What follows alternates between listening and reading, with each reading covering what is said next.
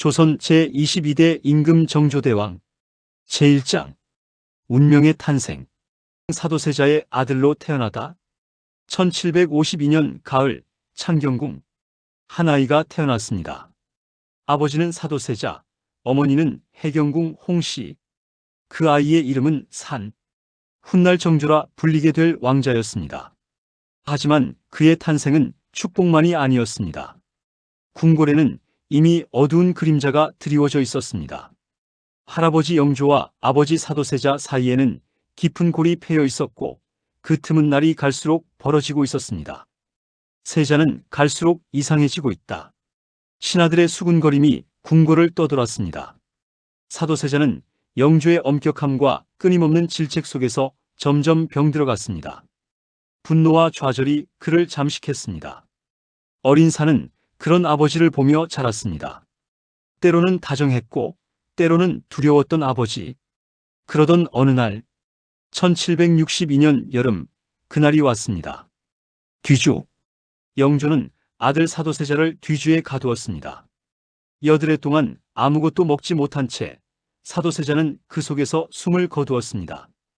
11살 산은 그 광경을 목격했습니다. 아버지가 뒤주 속으로 들어가는 모습을, 어머니 해경궁 홍씨가 무릎 꿇고 우는 모습을, 그리고 할아버지 영조의 차가운 눈빛을. 사나 살아남아야 한다. 어머니의 떨리는 목소리가 그날 밤 그의 귓가에 맴돌았습니다. 그날 이후 사는 달라졌습니다. 어린아이의 순수함은 사라지고 그 자리에 침착함과 경계심이 자리 잡았습니다. 그는 알았습니다. 이 궁궐에서 살아남으려면 강해져야 한다는 것을. 아버지의 죽음은 비극이었습니다. 하지만 그 비극은 동시에 한 위대한 군주의 탄생을 예고하고 있었습니다. 제2장 어린 세손의 고독 권력 속에서 살아남기. 뒤주 사건 이후 산은 세손으로 책봉되었습니다. 영조는 손자를 왕위 계승자로 삼았지만 그 시선은 복잡했습니다. 사랑과 의심, 기대와 경계가 뒤섞인 눈빛. 세손사는 그 시선 아래에서 매일을 살아야 했습니다. 세손, 오늘은 무슨 책을 읽었느냐? 논어를 읽었사옵니다. 대왕 대비마마. 뜻을 제대로 이해했느냐? 그러하옵니다. 한치의 실수도 허용되지 않았습니다. 조금이라도 흐트러진 모습을 보이면 곧바로 아버지 사도세자처럼 될 것이라는 두려움이 그를 짓눌렀습니다. 궁궐은 전쟁터였습니다. 노론과 소론이 대립했고 그 안에서 다시 벽파와 시파가 갈렸습니다. 누구는 세손을 지지했고 누구는 그를 제거하려 했습니다. 어느 날 밤 해경궁 홍씨가 어린 아들의 처소를 찾아왔습니다. 사나, 두렵지 않으냐? 두렵지 않다 하면 거짓이겠지요, 어마마마. 그럼에도 너는 살아남아야 한다. 내 아버지가 이루지 못한 것을 내가 이뤄야 한다. 어머니의 손은 차가웠습니다. 하지만 그 손길에는 절박함이 담겨 있었습니다. 세손사는 책을 읽고 또 읽었습니다. 유학경전은 물론 역사서, 병서, 과학서까지. 그는 지식으로 무장했습니다. 힘이 없다면 지혜라도 있어야 했습니다. 언젠가는 내가 이 나라를 바꿀 것이다. 그의 눈빛에는 결기가 서려 있었습니다. 고독 속에서, 위기 속에서 한 소녀는 점점 군주로 성장하고 있었습니다. 제3장 숨겨진 적과 맞서다. 세손 시절의 암살 시도. 1776년 세손 산의 나이 25. 영조는 여전히 왕좌에 있었지만 이제 80을 바라보는 노구였습니다. 신하들은 알고 있었습니다. 곧 세손이 왕이 된다는 것을. 그렇기에 더욱 위험했습니다. 어느 밤 세손의 처소 주변이 수상했습니다. 검은 그림자들이 어슬렁거렸고 경비병들이 긴장한 채 불을 밝혔습니다. 누구냐? 잠입자가 발각되었습니다. 칼을 품고 세손의 처소로 향하던 자객이었습니다. 신문 끝에 밝혀진 진실은 충격적이었습니다. 벽파의 일부 세력이 세손을 제거하려 했다는 것. 세손마마, 궁을 떠나시옵소서. 위험합니다. 떠나면 끝이다. 도망치는 자에게 왕좌는 없다. 세손사는 단호했습니다. 그는 두려움을 느꼈지만 그것을 겉으로 드러내지 않았습니다. 오히려 더욱 침착하게, 더욱 냉정하게 상황을 파악했습니다. 그는 자객을 보낸 세력을 추적했고 증거를 모았습니다. 그리고 영조에게 보고했습니다. 대왕 대비마마, 신의 목숨을 노리는 자들이 있습니다. 영조는 분노했습니다. 손자를 해치려 한 자들을 엄벌에 처했습니다. 하지만 세손은 알고 있었습니다. 이것이 끝이 아니라는 것을. 그날 이후 세손은 더욱 조심스러워졌습니다. 밤에는 잠을 설쳤고 낮에는 신하들의 일거수일투족을 관찰했습니다. 그는 체스를 두듯 정치를 배워갔습니다. 적이 누구인지, 아군이 누구인지 분명히 알아야 한다. 위기는 그를 더 강하게 만들었습니다. 암살 위협 속에서도 흔들리지 않는 세손. 그는 이제 진정한 군주가 될 준비를 마쳤습니다. 제4장 즉위고난 위의 왕좌. 1776년 3월 영조 승하. 창덕궁에 곡소리가 울려 퍼졌습니다. 52년간 조선을 다스린 군주가 눈을 감았습니다. 그리고 그 뒤를 이어 25살의 세손 산이 왕위에 올랐습니다. 정조. 그의 새로운 이름이었습니다. 즉위식이 거행되었습니다. 신하들이 절을 올렸고 백성들이 만세를 불렀습니다. 하지만 정조의 마음은 무거웠습니다. 왕좌에 앉아 내려다본 신하들. 그중 절반은 그를 지지하지 않았습니다. 벽파 세력은 여전히 강했고 그들은 정조를 경계했습니다. 정조는 입을 열었습니다. 과인은 사도세자의 아들이다. 전각에 정적이 흘렀습니다. 신하들이 숨을 죽였습니다. 정조는 계속 말했습니다. 과인의 아버지는 비극적으로 돌아가셨다. 그 아픔을 과인은 평생 잊지 않을 것이다. 하지만 과인은 원한으로 나라를 다스리지 않을 것이다. 오직 정의와 개혁으로 이 나라를 바로 세울 것이다. 그의 목소리는 떨리지 않았습니다. 오히려 굳건했습니다. 백성을 위해 나는 멈추지 않으리라. 신하들 중 일부는 감동했고 일부는 경계했습니다. 하지만 정조는 흔들리지 않았습니다. 그날 밤 정조는 홀로 아버지 사도세자의 묘를 찾았습니다. 바람이 스산하게 불었습니다. 아버님, 소자가 이루겠습니다. 아버님이 꿈꾸셨던 나라를. 그의 눈에서 눈물이 흘러내렸습니다. 하지만 그 눈물은 슬픔만이 아니었습니다. 결이었습니다. 새로운 시대가 시작되고 있었습니다. 제5장 정조의 개혁과 인재 등용 새로운 조선의 설계도. 1776년 즉위 직후 정조는 움직이기 시작했습니다. 그의 첫 번째 목표는 명확했습니다. 학문을 중심으로 한 개혁 정치. 규장각을 설치하겠소. 신하들이 술렁였습니다. 규장각이란 왕의 직속 학술기관이었습니다. 여기에 유능한 학자들을 모아 정책을 연구하고 개혁안을 마련하겠다는 것이었습니다. 전하, 지편전과 다른 점이 무엇이옵니까? 규장각은 과인의 눈이자 손이 될 것이요. 여기서 나라의 미래를 설계할 것이요. 정조는 파격적인 인재 등용을 시작했습니다.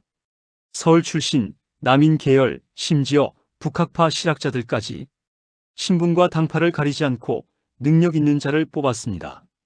박재가, 이덕무, 유득공 그들은 모두 능력은 뛰어났지만 출신 때문에 천대받던 인물들이었습니다. 정조는 그들에게 기회를 주었습니다. 너희의 재능을 나라를 위해 쓰라. 정조는 또한 초계문신 제도를 만들었습니다. 젊은 관료들을 선발해 특별 교육을 시키는 제도였습니다. 그들은 정조의 개혁을 시행할 핵심 인재가 될 것이었습니다. 학문 없이는 개혁도 없다. 정조는 밤낮으로 책을 읽고 정책을 연구했습니다. 그는 신하들과 토론하고 때로는 격렬하게 논쟁했습니다. 어느 날 벽파 대신 하나가 반발했습니다. 전하, 신분제를 흔드는 것은 위험합니다. 신분이 중요한가, 능력이 중요한가? 과인은 능력 있는 자를 쓸 것이요. 정조의 눈빛은 날카로웠습니다. 그는 더 이상 어린 세손이 아니었습니다. 확고한 신념을 가진 군주였습니다. 규장각에서는 매일 밤 불이 환하게 켜졌습니다. 학자들이 모여 토론하고 연구하고 새로운 조선을 설계했습니다. 정조의 꿈은 분명했습니다. 학문으로 무장한 정의로운 나라. 제6장 화성건설 이상을 현실로 만든 왕. 1794년 수원, 정조는 말에서 내려 땅을 바라보았습니다. 이곳에 새로운 도시가 세워질 것이었습니다. 화성. 그가 꿈꾸는 이상 도시. 이곳은 단순한 성곽이 아니오. 백성이 편안하게 살고 상업이 번영하며 군사적으로도 견고한 신도시가 될 것이오. 정약용이 설계도를 펼쳤습니다. 서양의 과학기술과 조선의 전통이 결합된 독창적인 설계였습니다. 전하, 거중기를 사용하면 공사 기간을 대폭 단축할 수 있습니다. 좋소. 최신 기술을 총동원하라. 화성 건설이 시작되었습니다. 거중기가 무거운 돌을 들어 올렸고 농로가 흙을 실어 날랐습니다. 공사장은 하루 종일 북적였습니다. 정조는 자주 공사 현장을 찾았습니다. 백성들과 대화하고 일꾼들을 격려했습니다. 수고가 많소. 이 성이 완성되면 백성들이 편안하게 살 수 있을 것이오. 공사는 빠르게 진행되었습니다. 정조는 일꾼들에게 정당한 임금을 지급했고 작업 환경도 개선했습니다. 이는 당시로서는 혁명적인 일이었습니다. 1796년 화성이 완성되었습니다. 웅장한 성벽, 과학적으로 설계된 방어시설, 그리고 백성을 위한 시장과 주거지. 화성은 정조의 꿈이 현실이 된 결과물이었습니다. 정조는 어머니 해경궁 홍씨를 모시고 화성으로 행차했습니다. 장대한 행렬이 수원으로 향했고 백성들이 환호했습니다. 만세! 만세! 화성 행궁에 도착한 정조는 어머니께 말했습니다. 어마마마, 이곳이 소자가 꿈꾸는 새로운 조선입니다. 해경궁 홍씨는 눈물을 글썽였습니다. 내 아버지도 이런 나라를 꿈꾸셨을 게다. 정조는 고개를 들어 화성의 성벽을 바라보았습니다. 저 성벽은 단순한 돌이 아니었습니다. 그의 이상이었고 백성을 향한 사랑이었습니다. 이곳은 시작일 뿐이요. 조선 전체가 이렇게 바뀔 것이요. 하지만 정조는 몰랐습니다. 그의 꿈을 실현할 시간이 얼마 남지 않았다는 것을. 제7장 암투의 끝 끊임없는 살해 위협 속의 군주. 정조의 개혁은 거센 반발을 불렀습니다. 벽파 세력은 정조를 위협으로 여겼습니다. 그가 권력 구조를 흔들고 있었기 때문입니다. 몇 차례 암살 음모가 있었고 정조는 그때마다 간신히 위기를 넘겼습니다. 과인을 죽이려는 자들이 아직도 있구나. 정조는 신뢰했던 홍국영마저 실각시켜야 했습니다. 홍국영은 정조의 측근이었지만 권력을 남용하기 시작했습니다. 홍국영, 너는 과인을 배신했다. 전하 소신은 물러가라. 더 이상 과인 곁에 있을 수 없다. 홍국영이 떠난 후 정조는 더욱 고독해졌습니다. 믿을 사람이 점점 줄어들었습니다. 밤이면 정조는 홀로 궁궐을 거닐었습니다. 별을 보며 생각에 잠겼습니다. 과인은 언제까지 이렇게 싸워야 하는가? 개혁은 이렇게 힘든 것인가? 하지만 그는 멈추지 않았습니다. 아버지 사도세자를 위해, 백성을 위해 그는 계속 나아갔습니다. 정조는 아버지의 묘를 수원으로 옮기고 현룡원이라 이름 지었습니다. 그곳을 찾을 때마다 그는 새로운 힘을 얻었습니다. 아버님, 소자는 아직 끝내지 못했습니다. 조금만 더 시간을 주십시오. 하지만 시간은 그를 기다려주지 않았습니다. 제8장 마지막 유산개혁 군주의 갑작스러운 서거와 남겨진 미래. 1800년 6월 창경궁. 정조가 쓰러졌습니다. 갑작스러운 병이었습니다. 의원들이 달려왔지만 상태는 악화일로였습니다.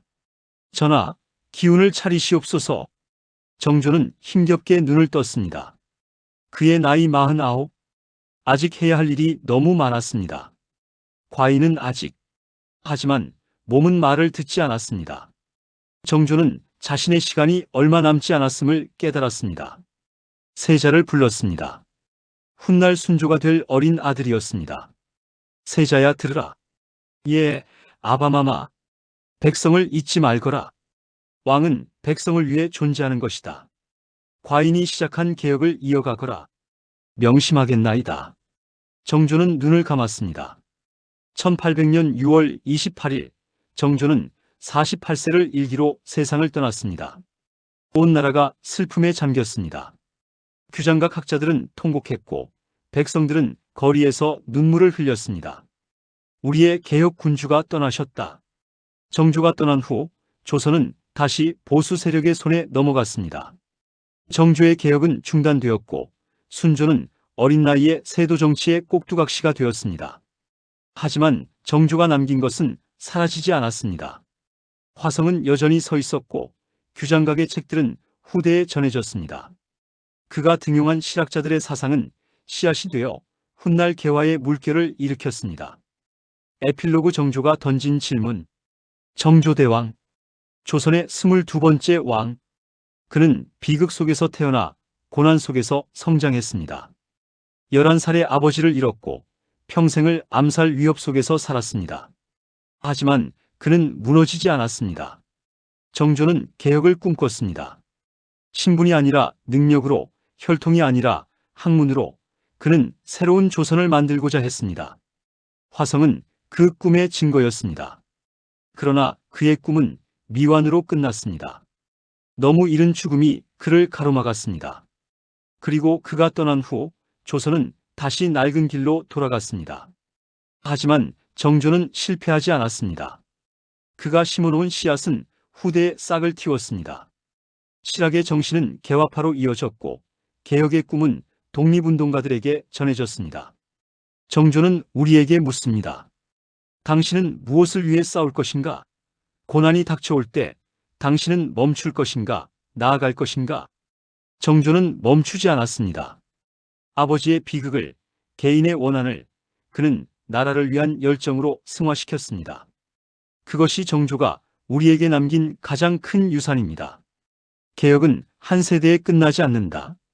그것은 불씨처럼 이어져 언젠가 타오를 것이다. 정조는 그 불씨를 남겼다. 지금까지 정조대왕에 대한 고찰이었습니다.